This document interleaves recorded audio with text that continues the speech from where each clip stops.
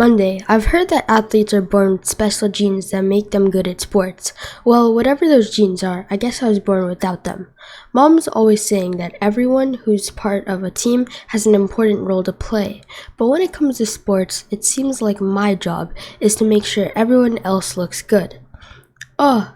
At this point in my life, I'm pretty sure I'm not going to grow up to become a professional athlete, so I'm officially announcing my retirement. The crazy thing is, I used to actually like sports, but that was back in preschool when sports were still fun. The first sport I ever played was soccer. I didn't know the rules, but neither did any of the other kids, so most of the time it was just pure chaos on the field. Wherever the ball went, we all chased it. Every once in a while, the ball would pop out of the pack and would go in someone's goal. Then everyone would celebrate. Nobody kept score, so you never know who was winning or losing, and the parents didn't care because they were too busy doing their own thing. The referees were middle school kids, and they didn't really pay attention to the game either. In fact, the refs didn't even blow their whistles when the ball went out of the bounds, so half the time we'd be playing on the wrong field and we didn't even know it. After the game, we'd always get slushies and junk food at the snack shack, and sometimes we wouldn't even wait for the game to be over to treat ourselves. The coaches were really nice and made sure everyone got a chance to score, and that made everyone feel good about themselves. Yay! Back then, I was sure I was going to grow up to be a professional soccer player. I even kept my rookie card in mint condition in case it turned out to be worth something one day. But when we got to kindergarten, everything changed. The refs started using their whistles, and they didn't let us do the kinds of things we got away with the year before. Tweet! That season, the refs blew their whistles almost every time I touched the ball. So, when I was in the game, I'd stand in the corner of the field and pray it didn't roll to me. It's not like I was getting a lot of playing time in kindergarten anyway. The coach only put in the kids who were good, and the rest of us sat in on the bench. Mom told me the reason the coach wasn't playing me was because I was a secret weapon, and he was saving me for a big moment. But I didn't understand that Mom was just trying to make me feel better about myself. So whenever the coach did put me in the game, I'd go out there thinking I was hot stuff. Even the snack shack wasn't fun that year. Some parents complained they were selling too much junk food, so they replaced the slushies and other sugary treats with healthy options.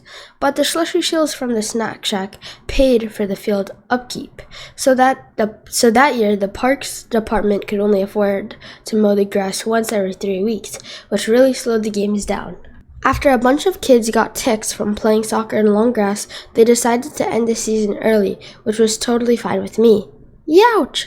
I feel bad that I've never been good at sports because Dad was hoping I'd be a star athlete. Whenever he'd go to the library, he'd always come home with a stack of sports books. I'm sure there are kids who are into those types of stories, but that was never me. If you go to the library, you'll find all sorts of books about kids who do amazing things and lead their teams to victory.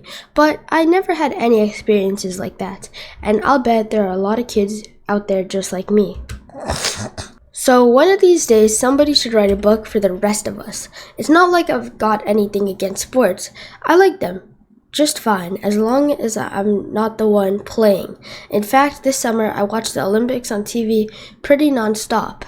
It was Mom's idea for us to watch the games as a family. She says that these days, everyone's in their own little bubbles, and sports is one of the only things that can still bring people together. But I think a little togetherness goes a long way. 10, 8, 6, 10. Mom says she loves the Olympics because they show what human beings are capable of at their best. But I like watching for the bloopers. Wow, snap! I'm just glad it's somebody else out there and not me, because I'm sure I'd be nervous if I knew there were millions of people watching from home.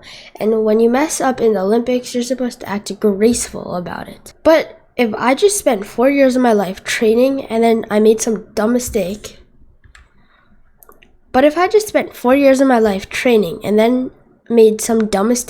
I'm pretty sure I'd have some trouble smiling for the Camelies.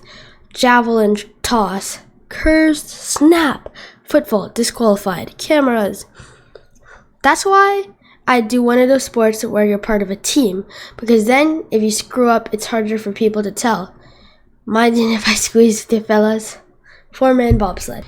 In fact, if I was in the Olympics, I'd be in one of those events where a horse is involved, because then if something goes wrong, at least you'd have someone to blame. Things are great. Things are going great until Thunderbolts here screwed up.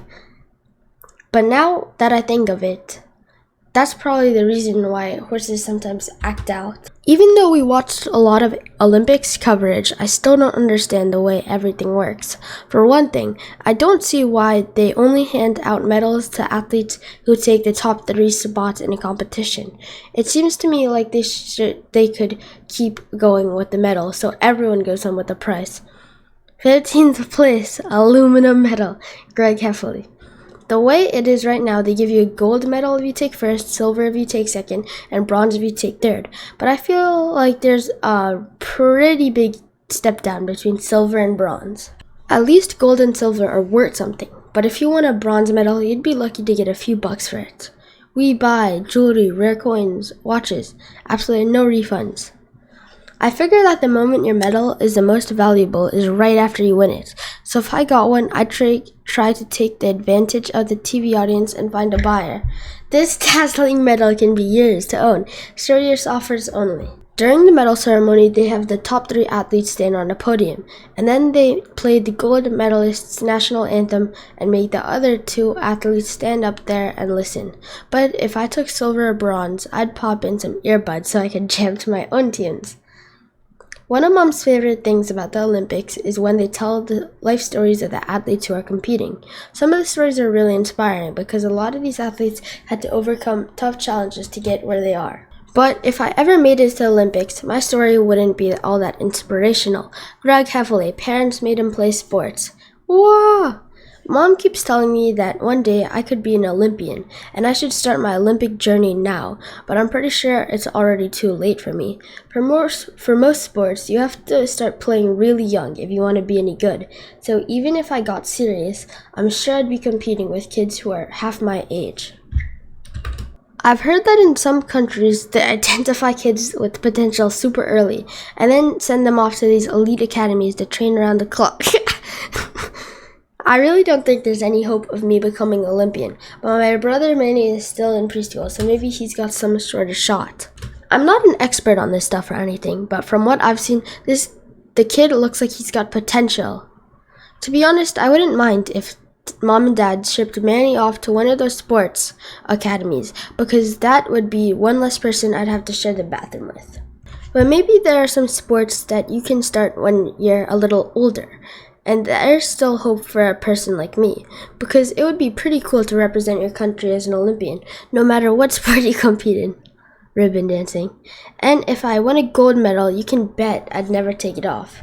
And that's the end of part 1.